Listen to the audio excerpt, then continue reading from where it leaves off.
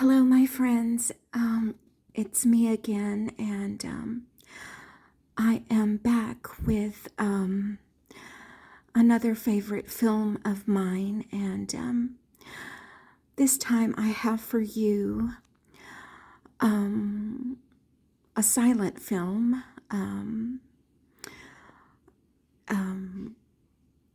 I have the silent film called The Boat, directed, co-written, and starring Buster Keaton, and also starring Sybil Seely. And this film was released in 1921. And yes, it's a favorite of mine. I have seen 99.9% of Buster Keaton's films, and I love every single one of them.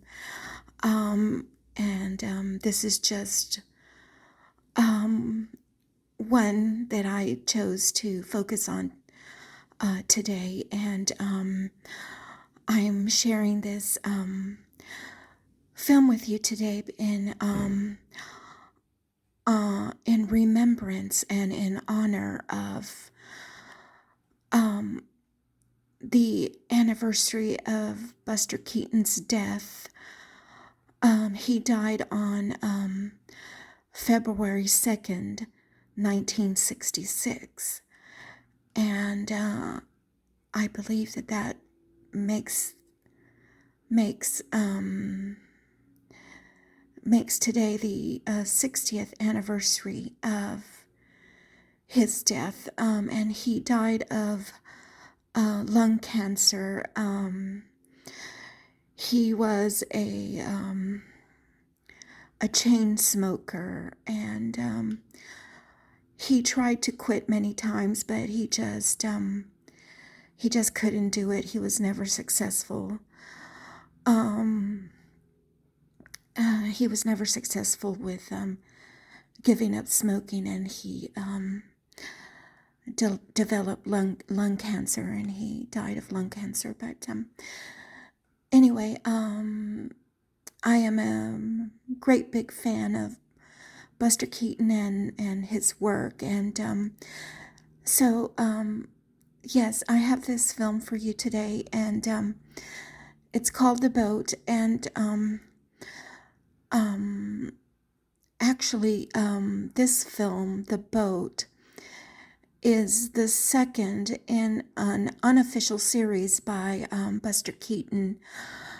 The first film in the unofficial series by Buster Keaton is called 1 Week, and it happens to be the very first independent short film that Buster Keaton made after he left working with Roscoe Fatty Arbuckle.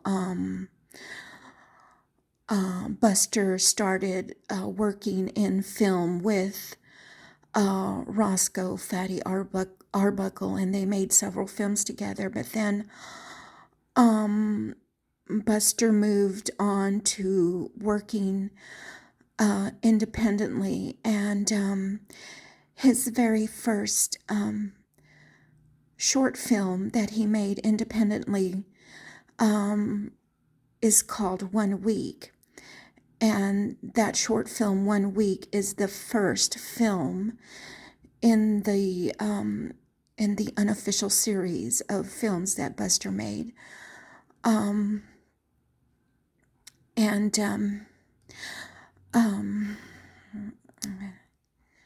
trying to see how I can explain it the best way I can. In the film 1 Week, Buster marries his sweetheart, and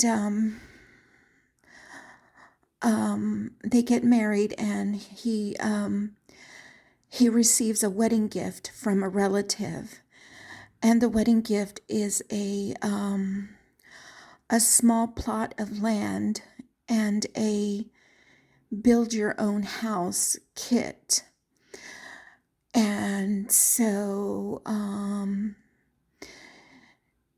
he takes his bride to the plot of land, and then he begins to follow the instructions or the directions on how to build the house. And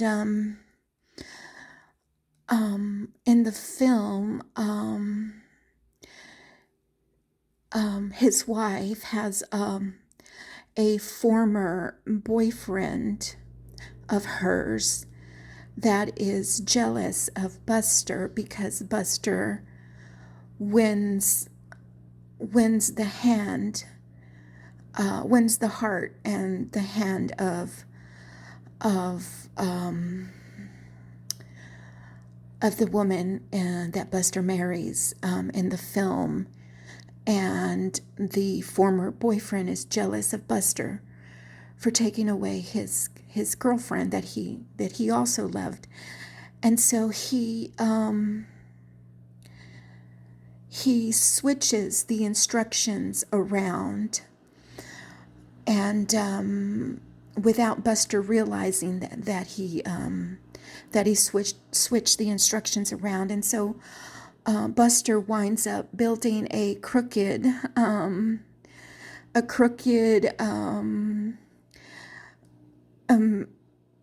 messed up, wonky house. and so that is basically what the film is about. And he finds himself in all sorts of trouble and difficult situations because of the fact that he built a crooked house, because the former boyfriend of his wife is jealous. But anyway, that film, 1 week, it stars Buster Keaton and Sybil Seely, and that's the first film in this unofficial series of short films by Buster Keaton. And the second film in the unofficial series is this film that I'm going to share with you, and it's called The Boat. And it also stars Buster Keaton and Sybil Seely. And in this film, Buster and Sybil are married, and they now have 2 children. And this time Buster is building a boat for he and his family to live in and enjoy on vacations and getaways. And he builds the boat, and he finds himself in sticky situations, and he encounters problems along the way. And that's what this film is about. And there's also a play on words in this film, and I will explain that to you when we get to that part of the movie. And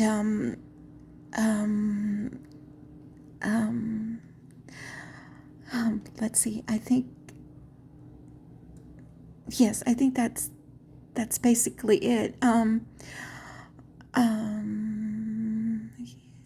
So anyway, so I have this film for you called The Boat, directed, co-written, and starring Buster Keaton and Sybil Seely.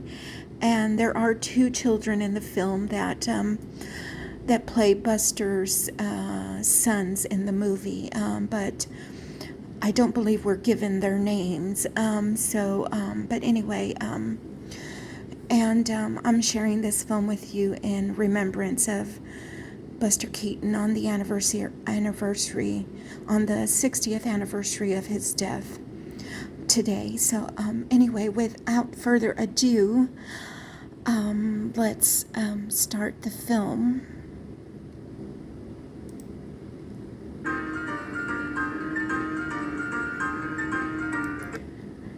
it says written and directed by Buster Keaton and Eddie Klein, and it has in quotation marks Buster, because if you're not familiar, Buster is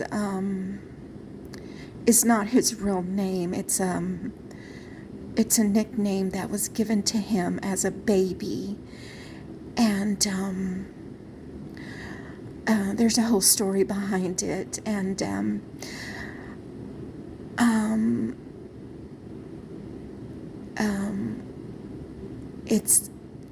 it's got a lot of detail, and I will share that with you at a different time when I have more time to do that.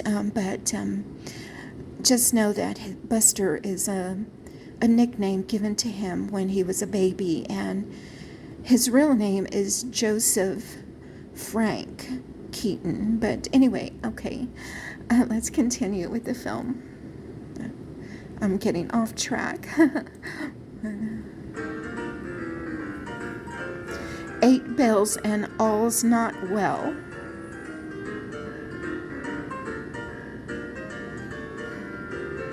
His little boy's rocking the boat.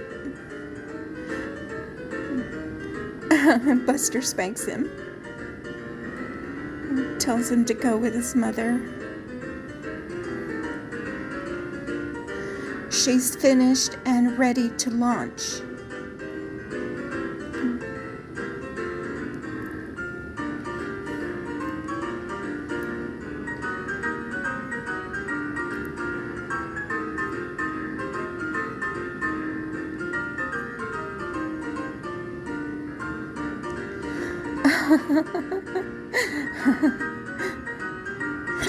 He built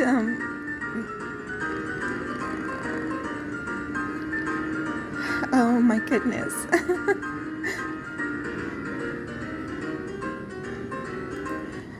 Okay, so as you can see, Buster has built this boat, but he has built it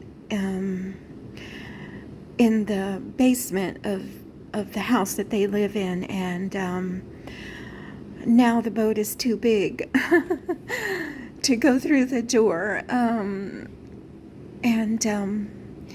so now he has to figure out how to get the boat out out of the basement and through these doors. So let's continue and see what he decides to do. Oops. Oh, I'm sorry.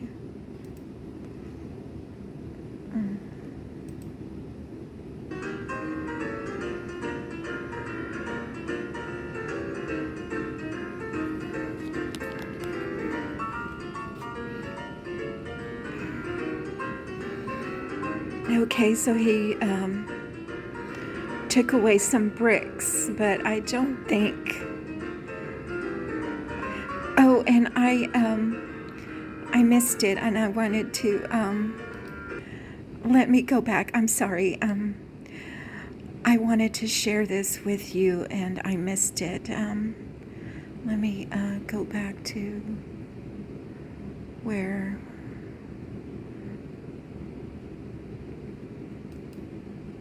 Okay. Let me replay that, and then I will stop it where, at the place that I want to talk about.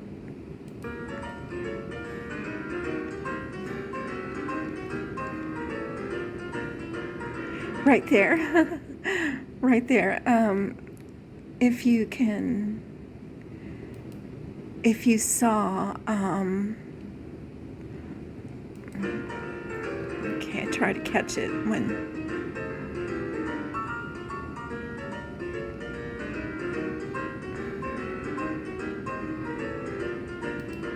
Right there.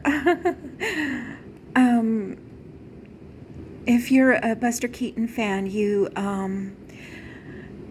know that his hat is very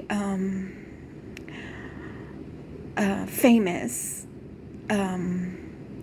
It's a famous part of his costume that he wears in most all of his films, and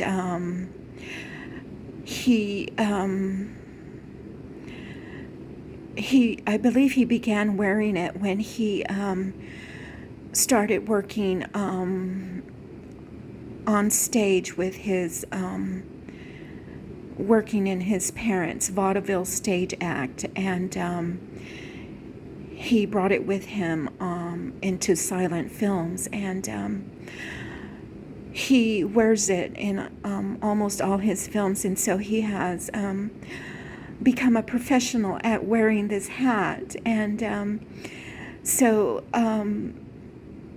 in almost every film he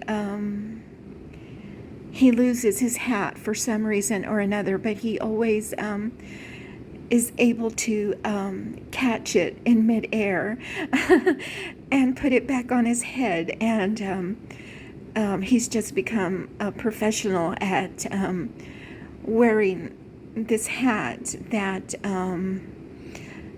any time that it goes flying off his head, he can catch it midair and put it right back on. Or if it falls off for some reason, he picks it right back up and puts it right back on his head, and because it's such an important part of his costume and his character. So but yes, and Buster made his hat, if I am remembering correctly from all the many different biographies I've read about Buster Keaton, he began making this hat. He took a regular fedora hat and flattened it, and he ironed it and molded it and turned it into this very flat hat that he would wear in most all of his films, and it's called a pork pie hat, and so he's very well known for wearing his flat pork pie hat, and he would make many of them. He would make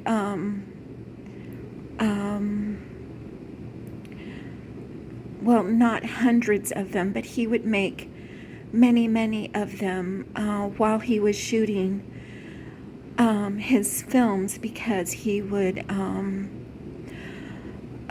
lose them, or they would become damaged from his stunts and gags, and so he would always need a new one. And so he would sit down and make several hats for when he was filming his movies, so that he would have extras. And so but anyway, yes, just wanted to point out the history of his hat for you.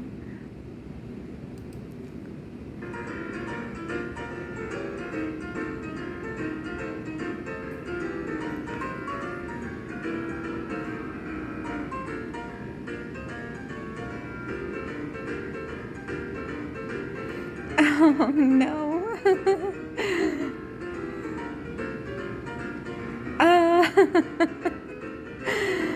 He lost his whole house.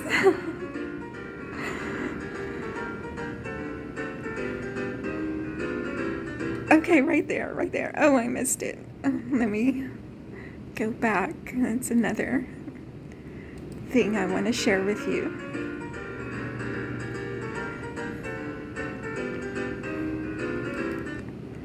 Right there. If you are familiar with Buster Keaton and his work, And if you are a fan of Buster Keaton, you will recognize this stance or this pose that he does very often in his films, when he's faced with a sticky situation, a challenge, a problem. He stands with his hands behind his back, and he studies the situation, and he's thinking about what his next move is going to be. And this pose is famous. It's very characteristic of Buster Keaton's character, and he does it in most all of his films, and it's his thinking pose. It's one of many different thinking poses, because he does another thinking pose in this film, and I'll point it out to you when it happens, but this is just one of them. And so he has many thinking poses that you can see in his films. But anyway, so I thought I'd just share that with you. It's a famous pose here, and then with his very flat hat, it's very typical of Buster Keaton's character, and it's what gives his film, it's a signature of his in his films. And anyway, yes, so let's get back to the film.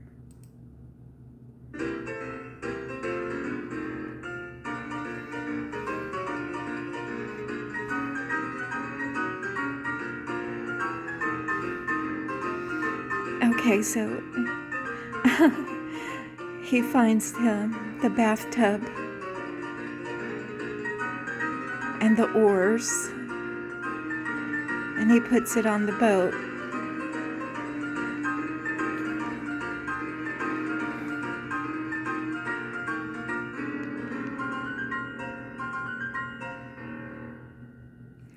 There's more than one way to launch a boat.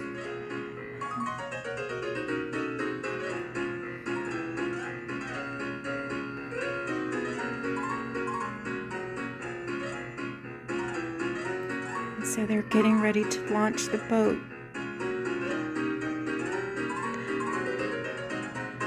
Oh, his son is at the bottom of the boat.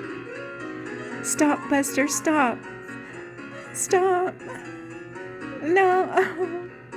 It's too late. And his son is at the bottom of the boat. Oh my goodness, what are you going to do, Buster?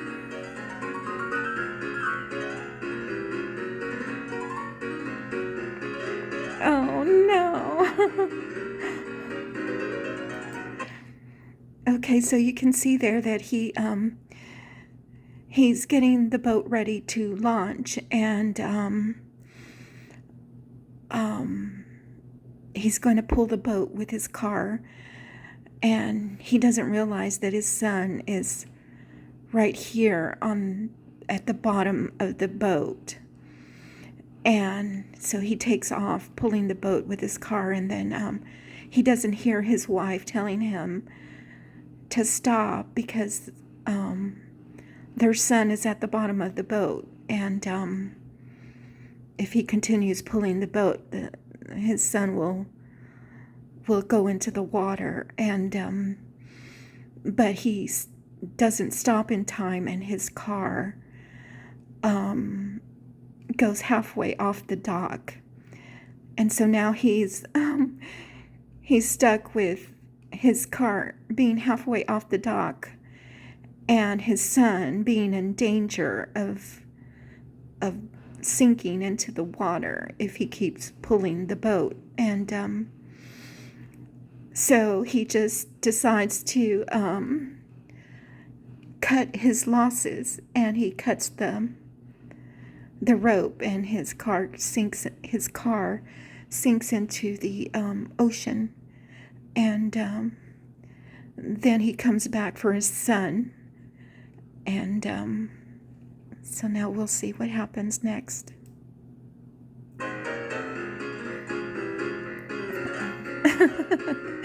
He just drags him to his wife.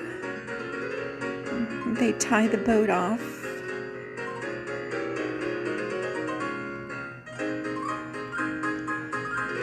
Oh, it's still loose. So he ties it up again.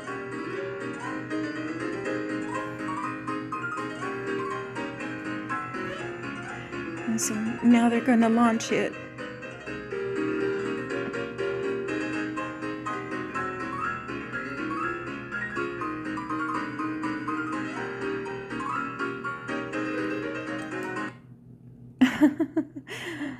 And so they get ready to launch the boat, and his wife has a bottle. I'm not sure. I'm assuming it's champagne or wine. But she whacks the boat, but the bottle doesn't break. And then she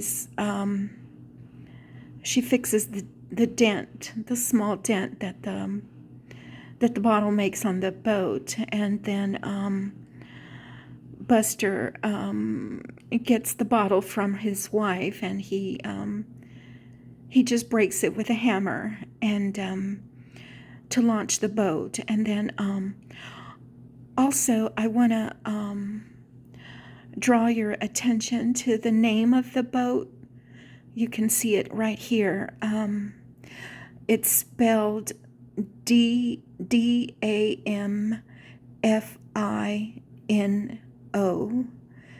and it's pronounced Damfino, and that's the name of his boat. And there's a whole history in regards to this this name of this boat.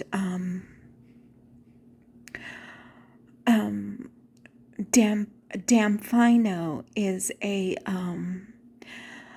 it's a slang term for it's a slang term, and I'm guessing that it's a 1920s slang term, but anyway, it's also a contraction for a phrase, and the phrase is "damn if I know." Damn if I know, and if you say it quickly, it turns into the word damfino. Damn if I know. If you say it really fast, it's damfino. And so that's where the word comes from. And it means, for example, if someone were to ask you,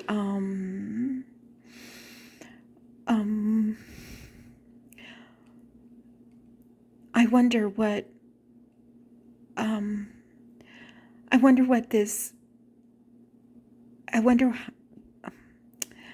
my goodness. I wonder how they made this food, or I wonder how they cooked this food. And if you don't know, you will say, damfino, or damn if I know. So that's basically what it means. It's I don't know, damn if I know. But if you say it quickly, it's damfino. So anyway, and that's what he names his boat. And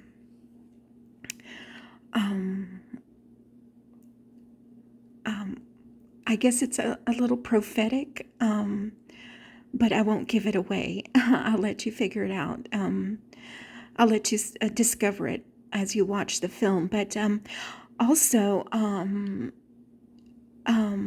there's more history. Also, if you are a big fan of Buster Keaton and his work, you can become a member of the International Buster Keaton Appreciation Society. And if you become a member of the International Buster Keaton Appreciation Society, you now become a Damfino. So all members of the International Buster Keaton Appreciation Society are called Damfinos, and it's just that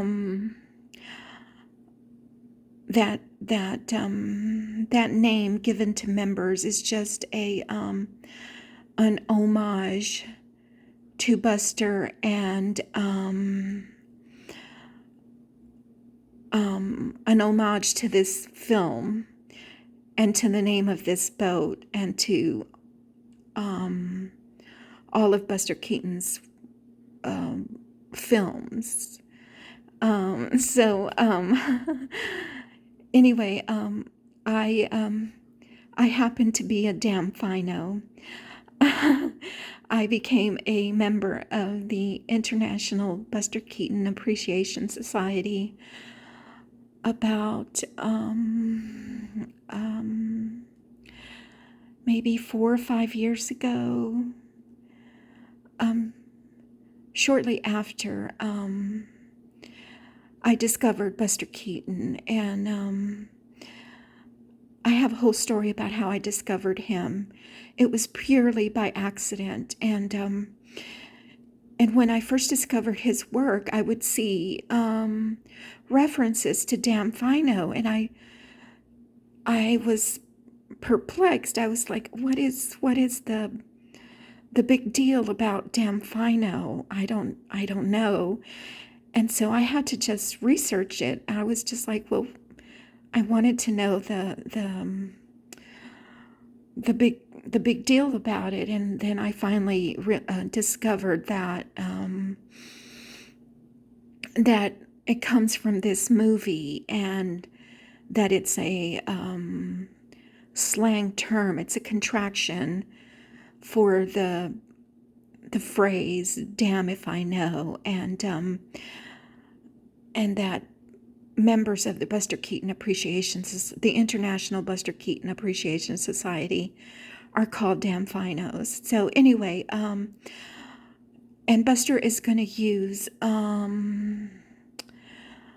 the word Damfino in a couple of more times in this film, and when he does, I'll draw your attention to it and explain it to you. But anyway, yeah, they just launched their boat, and so let's continue to see what happens next.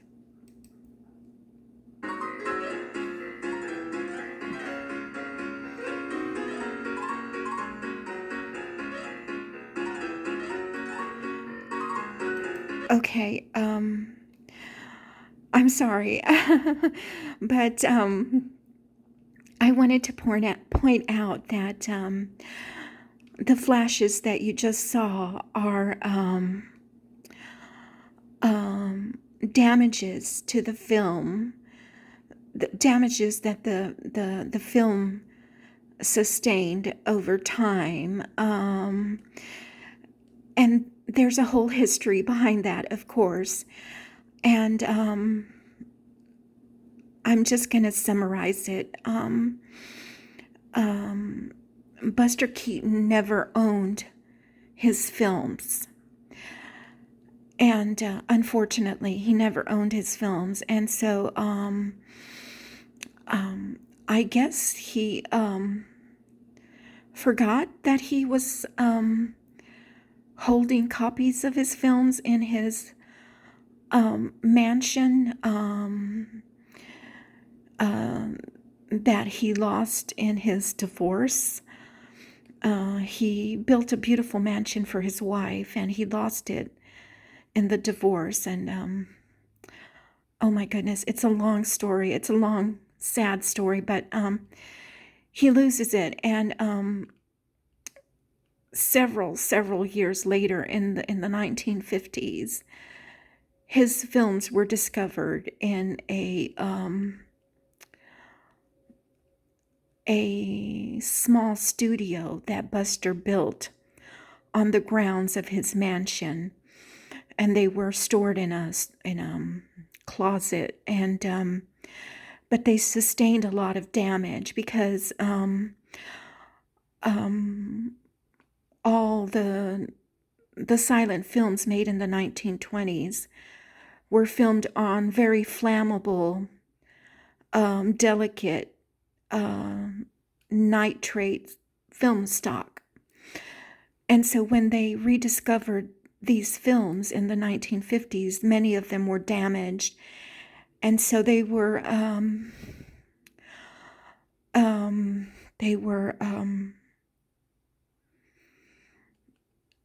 salvaged and then transferred onto less dangerous and flammable film stock of the 1950s. And I know there's a name for that film stock, but I'm not recalling the name for it. And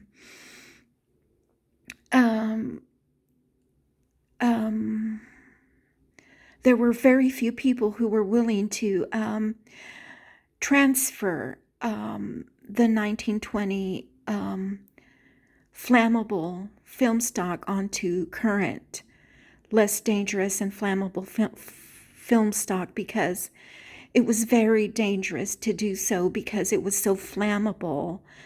If you worked with it, it could ignite and start a fire. And but the man that helped Buster regain ownership of his films and helped him salvage his films pressured a man to agree to transfer his films onto less flammable film stock and salvage his films. And so we can see evidence of that in this film and in other of his silent films, where you can see flashes and interruptions in the images because they were severely damaged, and even though they were salvaged, there were just parts of the film that weren't savable. So anyway, that's what the flashes are that you're seeing here. So yes, there's more detail behind it, but I'm just summarizing to save time. But anyway, let's continue. There's the flashes.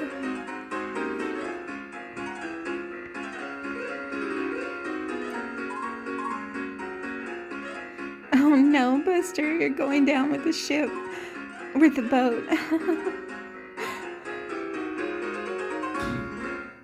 You can't keep a good boat down.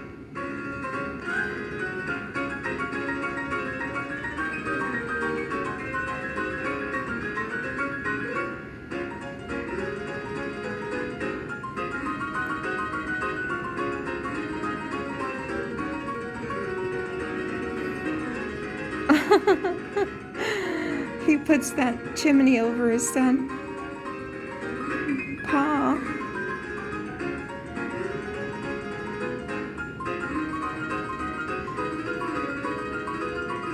Pa. He doesn't realize.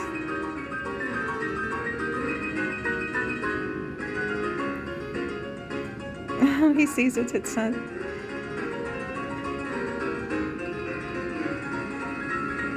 Oh, he falls into the water.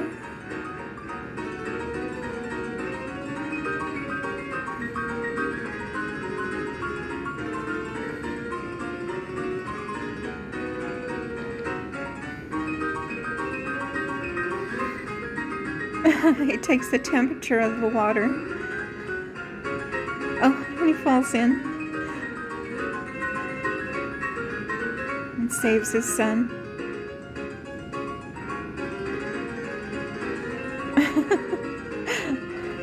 Get in there.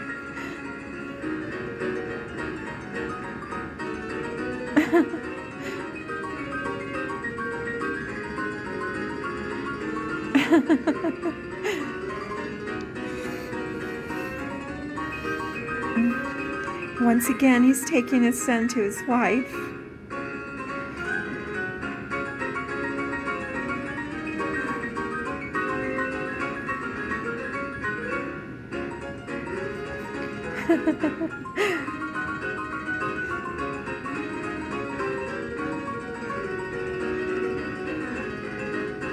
Oh, he forgets that he's docked.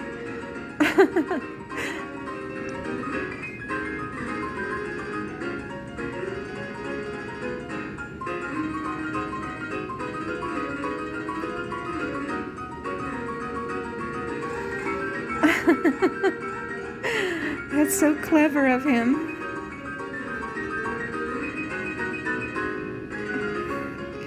He's so smart. Okay, I just want to quickly say that, yes, he does,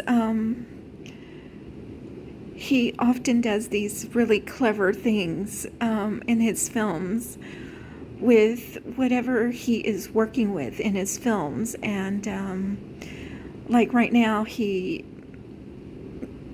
makes the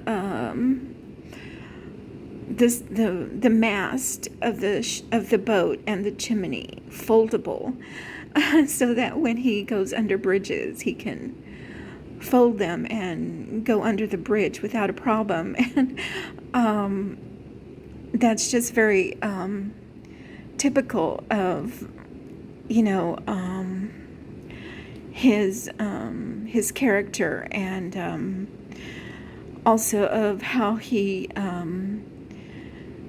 was in real life. In an interview, he was asked what he would have done if he hadn't become a filmmaker, and he answered with he would have been a civil engineer, because he was very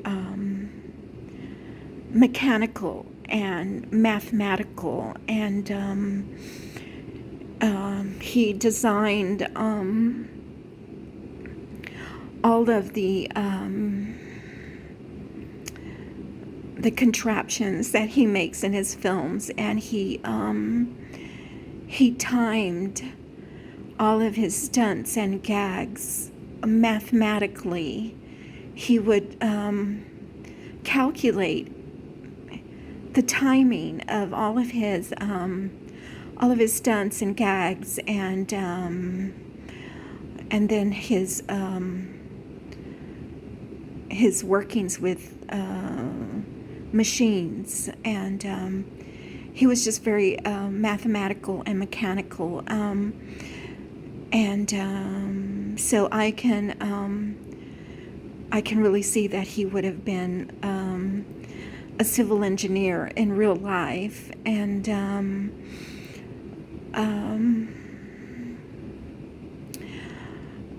he was also asked in an interview how he felt about being called a genius, and he thought it was silly. He discounted that label. He didn't consider himself at all a genius. He says, I'm not a genius. I just I play around and do funny things and make films, and there's nothing genius about it. And so no, I am not a genius. And then he was also asked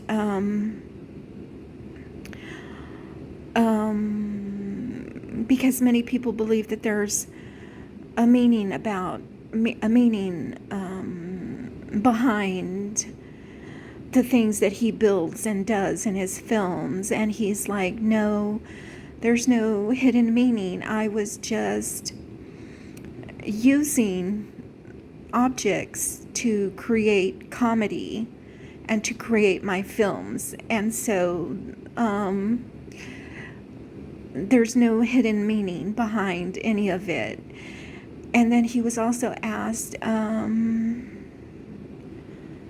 about why he did what he did in his films. And he said, well, there's nothing special that I'm doing in my films. I'm just doing what everyone else was doing in the 20s when they were making their comedies. So like people like Charlie Chaplin, Harold Lloyd, Laurel and Hardy, Bill Turpin, they were all doing these comedy stunts and gags. And so I was just doing the same thing. And I was just doing it my way and doing the best that I could. And so there was really nothing special about what I was doing. I was just doing what everybody else was doing. So anyway, he discounts being labeled a genius and, hidden meanings behind what he did on film, and that there was nothing special about his films. He was just doing what everyone else was doing. And but regardless, he does do some very clever things in his films, and this is just one of them. If you've seen any of his other films, you will see many other things that he builds and does in his films that are very, very clever. And but yes, anyway, so let's continue.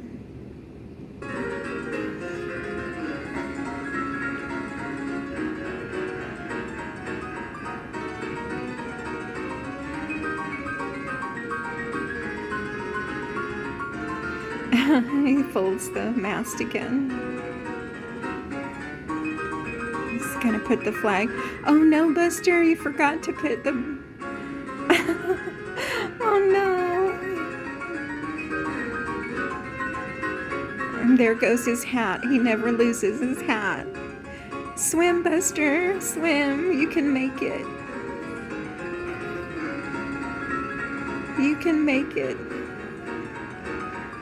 Yay!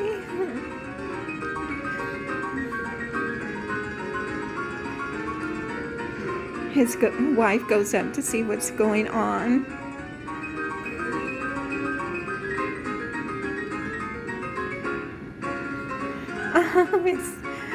The anchor doesn't sink, it floats.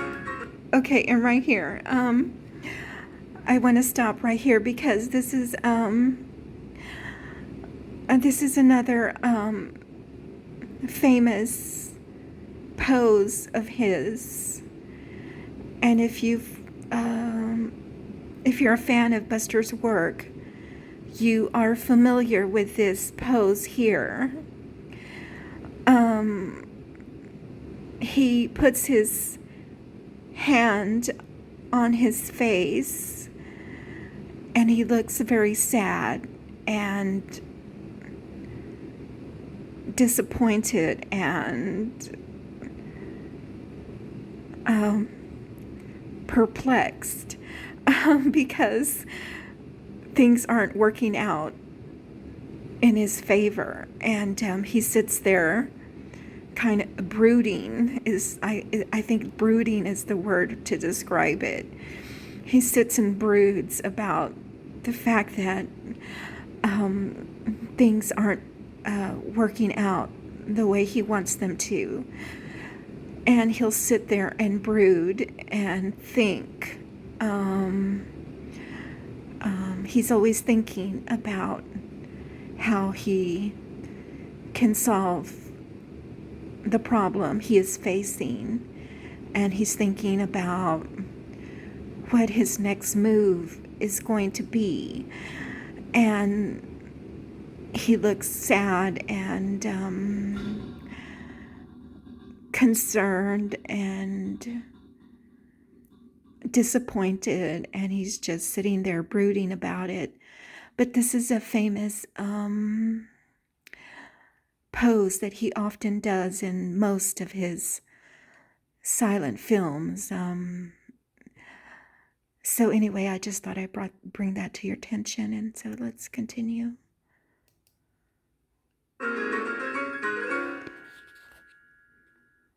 "10 seconds later,